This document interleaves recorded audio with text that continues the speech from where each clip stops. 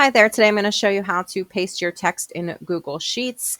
And there are 3 ways that you can do this. So you can see in my first column, I entered hello 3 times. The second column, these are the ways that you're going to access this feature. And then over here, I'm going to just paste all of it using the features that I am going to talk about.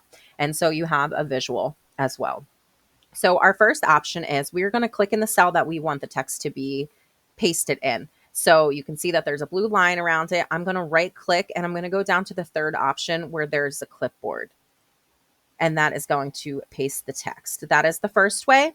The shortcut way on your keyboard, this is strictly for Window users because I'm not sure if it's the same on the Mac programming or not. And so you can click Control V, and that is also going to paste your text. I think the first 2 ways are the quickest ways. But if you don't have access to a keyboard or a mouse, you can also go all the way up to the main menu and click on the second option that says Edit after File.